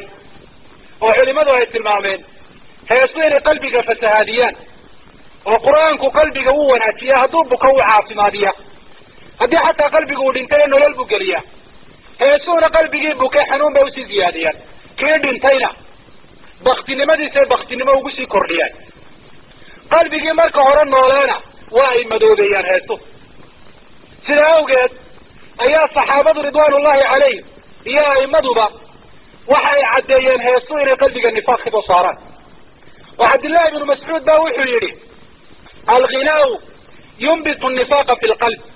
heesuhu qalbiga waxay kasoo saaraan nifaaq. ibn abi dunya baa ku wariyey fi kitaab dami lmalaa'i, imaamu lbayhaqina fi sunan lkubra. imaamkii weynaa ee shacbi la odhan jiray taabiciga ahana wuxuu yihi ina alghinaa yunbitu nifaaqa fi lqalb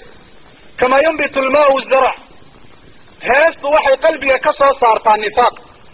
kainta ay kasoo saartaa waa nifaaq wey, sida biyuhu zarc ay usoo saaraan. wa ina dikra yunbitu liimaana fi lqalbi kama yunbitu lmaau zarc. ilaahay xuskiisuna qalbiga waxa uu ka soo saaraa iimaan, sida biyuhu zarc ay usoo saaraan. waxa kale oo dhacday in a'imadu markay hadalka caynkaasiyo maqleen inay heestu qalbiga nifaaq ku beerayso ay kala dadaaleen carruurtooda iyo dadkooda inay hees maqlaan. cumar ibn cabdilcaziz imaamka jaliilka waynu garanayna, nin baa jiray carruurtiisa tarbiyad iyo aadaabta u beri jiray, muadib alawlaad. waxa uu ninka amar ku siiyey waxa u horeeya carruurtiisa uu necbaysiinayo ee agtooda wax foolxun uu ka dhigaya inuu noqdo almacaazif, heesaha iyo qalabkooda. wuxu uhi liyakun awala ma yactaqiduuna min adabi bugd almalaahi alati badwaha min ashayطan wacaaqibatuha sakط araxman. sakط araxman. carruurtayda waxa u horeeya ee ay ictiqaadayaan waa inay noqoto inaad heesaha iyo qalabkooda aada necbaysiisid. heesaha iyo qalabkooda oo meesha ay kasoo bilaabmaan iyo cidda dadka u qurxisa ay ka yimaadaan ay tahay xagga shaydaanka, halka ay ku dambayso ay ku gabagaboodaan ay tahay sakط araxman,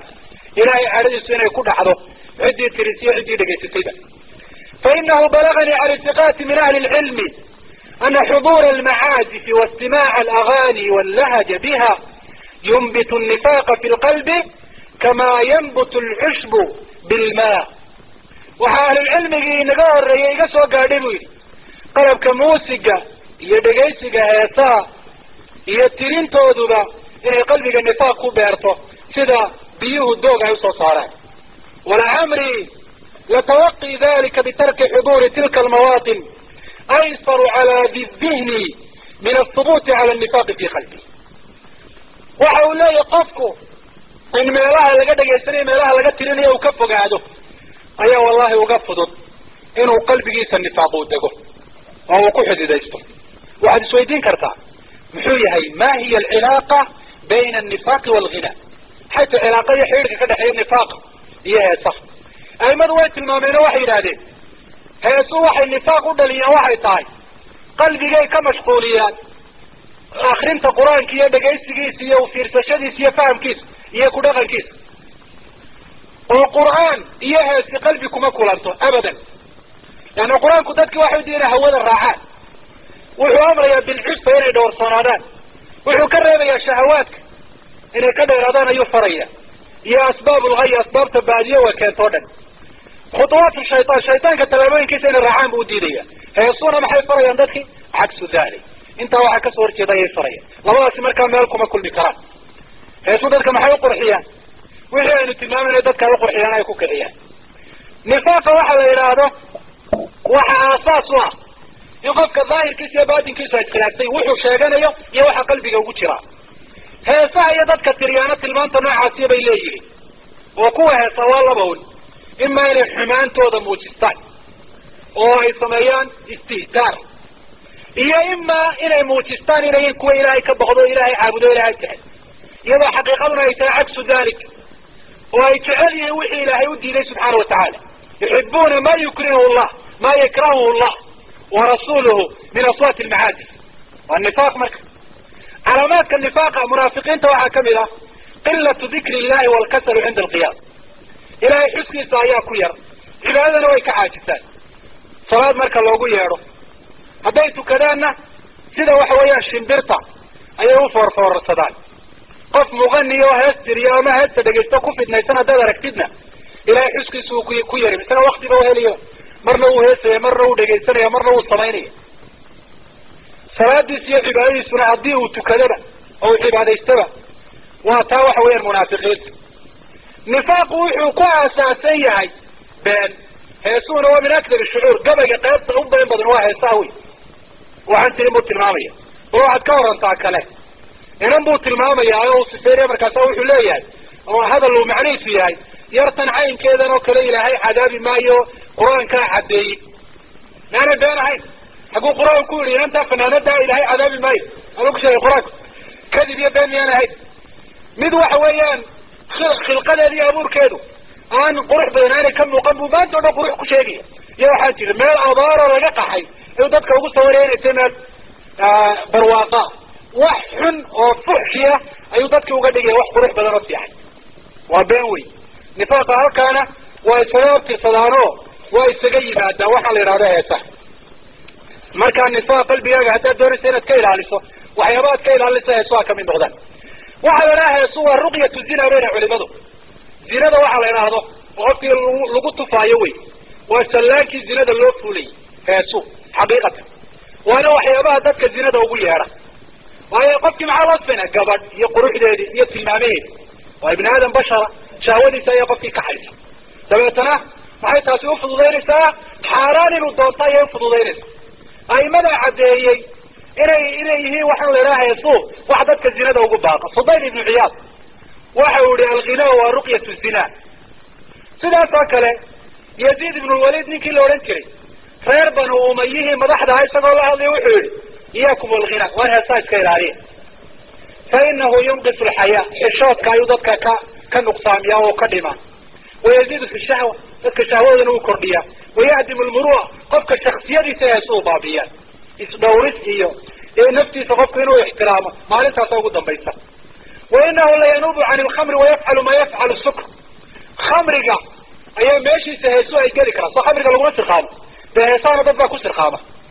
oo heesu waxa weeyaan miir doorsoon ay ku ridaan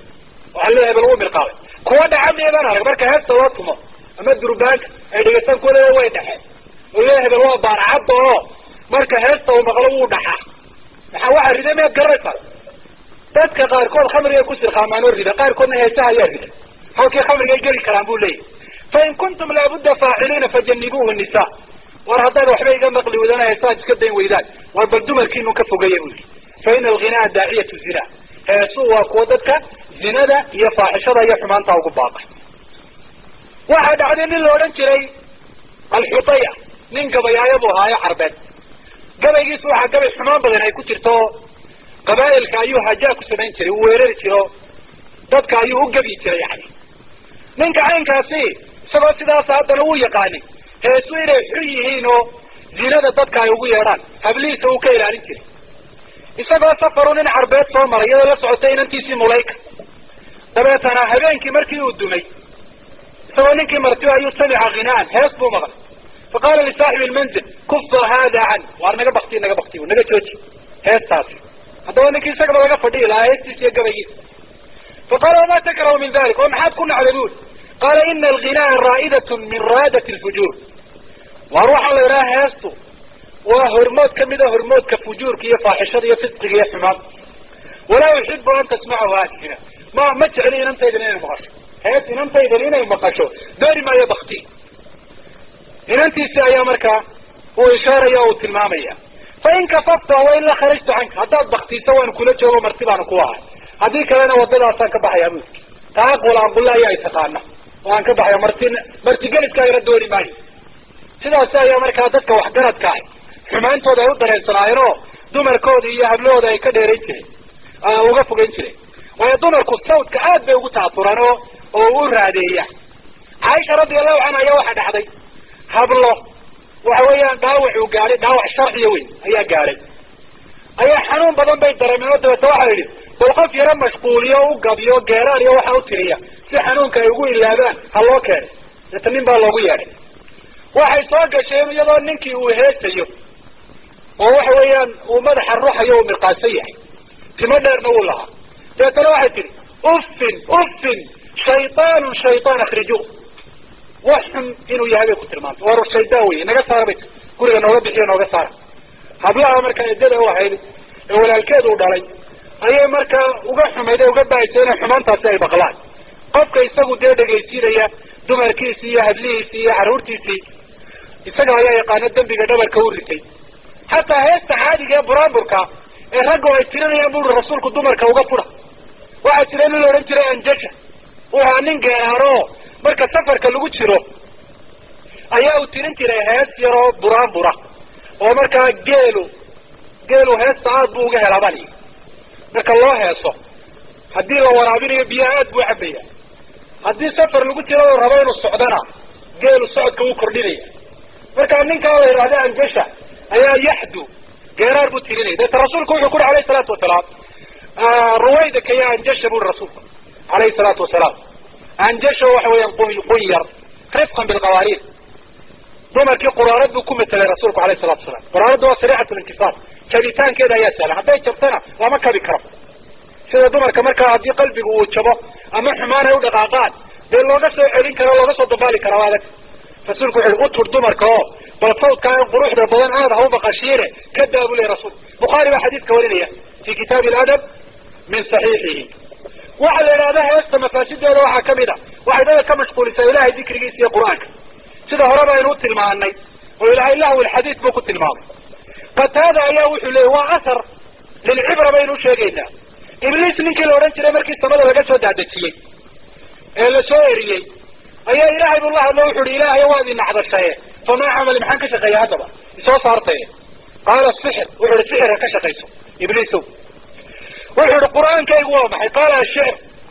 qur-aankaagu waa gabayga. ashicr waa lafdi macno balaaroo heesu ay soo hoosgelayaan. qaala famaa kitaabi, kitaabkaygu waa maxay? qaala alwashr, waa daldaloolinta ay dumarku isdaldalooliyaan ee jidhkooda ay turturqaan, kaasa ayaa qoraalkaagiya. raashinkaygu waa maxay? baktiga wayaan bu, iyo wax kastoon ilaahay magaciisa aan lagu xusin. oo xaggee baan degaa? dee suuliga iyo suuqa. saa ogeed baa rasuulku uri alayhi salaatu wasalaam ha noqone dadka u horeeya suuqa soo gala iyo kuwa u dambeeya ka baxa. fiiha baada shaytaan wa fara, waa meel shaydaanku uu ku dhalay beedkiisina uu ku dilacsaday wey suuqa. waxa uu yidhi cabitaankaygu waa maxay? waa kullu muskir, wax kastoo lagu sirqaamo. wuxuu yidhi markaa famaa sawti, codkaygu waa maxay? dadkaan isku jeclaysiin karaan ugu yeedhi karaa. qaala almazaamiir, waa qalabka muusiga wey, codka uu bixiyaya codkaagiya. qaala famaa masaayidi, dabinada aan dhiganayo dadkaan u dhiganayo si ay u galaan oo aan ugu qabsadana waa maxay talow? waxa uu yidhi waa nisa, dumarka. dabinkaagii xarkaha dadka aad u dhiganaysa ad ku xidhxidhaysaa dumarka weeyaan. marka waxa la yiraahdo heesu inay quraan shaydaan yihiin rasuulka baynu wacdi rasuulku wuxuu oran jiray a'uudu billahi minash shaytaani rajiim min nafqihi wa nafsihi wa hamzihi nafsuhu ruuxu rasuulku tilmaamay ashicru inuu ilaahay shaydaan ka magan gelaya afuufkiisa waa maxay waa gabayga iyo heesta weyn sidaa awgeed dadku markay heesayaan ee ay jaafayaan ee muusiga loo garaacayo salaad bay tukanayaan salaatu shaytaan salaada caynkaas iyo muadinkeeda miyaad garanaysaa almuadin huwa almizmar salaad kasta muadin baa dadka ugu yeedha salaadana maxaa la hayya ala salah hayya ala alfalah muadinka heesuhuna waa mizmarka meeshu laga soo maqlayaayo markaas lagu soo beeraya muxuu leeyahay hayya ala alqubh hayya ala zina warxamaanta u kaaleeyo zinada u kaaleeyo buu leeyahay waa mizmaru shaytaan raqsiga iyo jaaska ay jaafayaan isruxayaana waa salaadii shaydaanka ay tukanayeen kan heesayaana waa imaamkoodi kuwan ka daba jiibinayaan waa maamuumiintii weyaan salaadu markaa tukanaya fi lxaqiiqa foolxumadeeda iyo xumaanteeda mid laga argagaxaa oo laga fogaado ay qofka muslimka ay la gudboon tahay cadowga ilaahay ee ibliis markuu doonay ibni aadamka inuu lumiyo oo wadadiisa iyo tubtiisa dhammaantoodba uu ku rido waxa uu sawdkiisii la xidhiidhiyey oo heesaha ah bima yuzayinu wax qurxiya waa qalabkaa muusiga wey aalaat almalaahi waatarab iyo inay dumarku tiriyaan oo dumarka laga dhegaysto hees ay gabadhi tirinayso mid nin tirinaya isku mid maaha ama inan dhalinyaro qurux badan laga dhegaysto ay dadku inay aqbalaan oo ay waxa weeyaan usoo jeestaan ayay taasi suuro gelinaysaa saa ogeed waxaan leenahay falaa yajtamic huwa wa qur'aan raxmaani fi qalbin abada qur-aankaa shaydaanka oo heesa ah iyo qur-aanka raxmaanku weligood qalbi ku kulmi maayaan halkaana waxaan baraarujinayaa a'imadu waxay tilmaameen heesta in gabadh laga dhegaystaa hadda heestu noocay doonaysaa noqoto xataa tii mubaaxayda noqoto inaanay banaanayn wa ama simaacuhu min almar'ati alajanabiya aw ilamrad fa min acdam almuxaramaati wa ashaddiha fasaada liddiin bu uri ibnu lqayim in laga dhegaysta heestii gabadh ajaanibka oo maxaarimtaada aan kamid ahayn islaantaadii dee waad odhan kartaa bal geeraar yar igu dhufo heblaayey oo wax xumaan aan xambaarsanayn muusigna aan wadan laakin gabadhaydaan waxba isu ahayn oo waxa weeyaan hablaha ilmaha aadam kamid a inaad hees ka dhegaysato ama amradku waa maxay waa inanka weli garhku aan usoo bixin wey ee dhalinyarta in laga dhegaystaa iyadu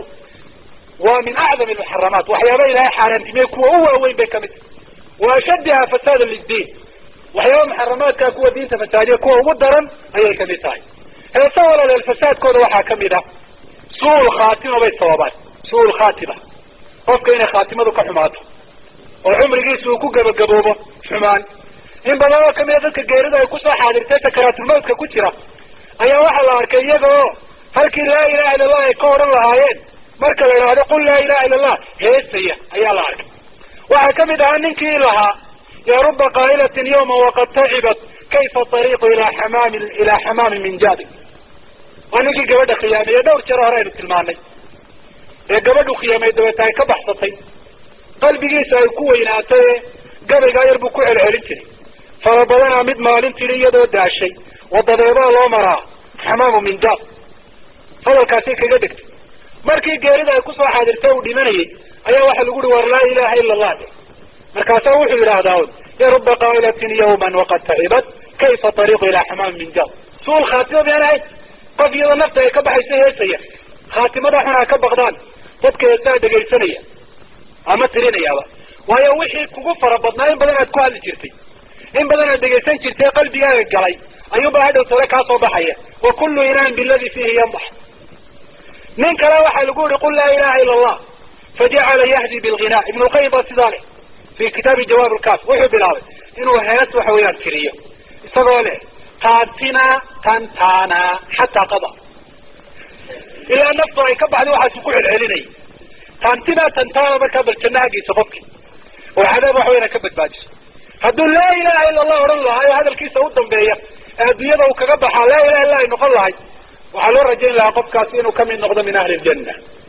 ilahay aynu ka baqana walaalayaal rag iyo dumarba caruur iyo ciroolo dhalinyar iyo waayeelba munkarkaa waddankeena aadka ugu faafay ee masqiga iyo qadfiga iyo faskiga sababaya aynu la dagaalano aynu hadal kula dagaalano xataa qolooyinka haysta waxa weeyaan tasjiilaadka iyo meelaha waxa weyan cajaladaha lagu duubo waxaynu ku dhiirigelinaynaa jazakum allahu khayran inay dadka cajaladaha haysta yidhaahdaan waa balla kaale annaga idinku bedelayna kuwa dhiirigeli wanaagii la dhiirigelinayo sharki iyo xumaantiina lala dagaalamayo ilaahay tabaaraka watacala dadka ku fidnoobay hawsha noocaana tawbada ha waafajiyo innagana ilaahay subxaana watacaala sharka ay leedahay ha inaga ilaaliyo waxaa jira heese lay weydiiyey waa heesaa la idhaha nebi ammaanka heesaha waxaan umalay aada ugamaan hadal kuwaasi xaqiiqatan iyaga ayaa ka xun kuwan imika aynu sheegnay waayo laba arrimood bay kulmiyeen ama 3 arrimood ta koowaad waxay tahay muusigii xaaraanta habaa la socda nebi baan ammaanaya buu leeyahy qofkii ma muusig baad nebi maxamed ku ammaanaysa oo nebi maxamed alayhi salaatu wasalaam uu mamnuucay oo uu xaaraantimeeyey ta labaadna iyaga ereyada iyo midhahooda waxaaba ku jira waxyaaba shirkiya kuwa idaacadeena laga soo daayo in badan oo kamida shirki bay xambaarsan yihin ilahay kayrkii oo la baryo ya rasuul allahi khud biyadi ya xabiib allahi khud biyadi yawma farqi alruuxi waaljasad maalinta nafta iyo jasadkeeda la kala kaxayn doona ogar waa maalinta qofku uu dhinto maalinta aan dhimanaya rasuulka gacanta ay qabo yaa ku yihi rasuul baa la barya maalinta dhimanaysa iyo maalinta aad nooshahayba ilahay baa la barya subxaana watacaala ilahay cid aan qofka baryayna kufri iyo shirki baa la yidhaha waxaa si uu ku dhawaaqay ama nebiga ha barya ama cid kale ha baryeen waxaa ku jira awliya allahi adeeg awliya allahi adeeg awliya noo adeego noo soo gurmo halkii ilaahay tabaaraka watacala qofka uu kaashan lahaa arrinta saddexaada ku jirtaana waxay tahay nebiga yaa ammaanaya nin waalan oo reer burcaa baa laga sheegaya hadal imika halkan aan ka odhan karahay waxa weeyaan dadka xunxune xumaanta noocaasi lagu bartay inay waxaasi tiriyaan ayaa leeyahy nebi bay ammaanayaan waxa ay ku tahay rasuulka alayhi salatu wasalaam intiqaas meel ka dhac bay ku tahay in dadka kuwii u xumaa la yidhaahdo ayaa nebiga ammaanaya oo muusig baa rasuulka alayhi salatu wasalaam lagu ammaanaya iyo shirki hala iska ilaaliyo iyaga laftooda iyaga ayaa ka daran kuwan kale oo ka xun oo xaaraantinimadoodu ay ka daran tahay wallahu aclam sala allahu calaa nabiyina maxamed ilaahay ka abaal mariyo sheekh cabdillaahi sida waafigeed noogu faahfaahisay foolxumada ay hayse u leeyihiin iyo xukunkooda sharciga aba waxaanad moodaa inay markhaatiga kuu furayaan kuwa heesaha ku shaqada leh qaarkood sida ninkii odhan jiray aniga iyo 7 aan ku jiro tumasho soo qaadnay waxa uu tilmaamay intii foolxumooyinkii kale ee tumashada aan la dhex gelin in heesa iyo durbaana iyo kaman lagu maaweeliyey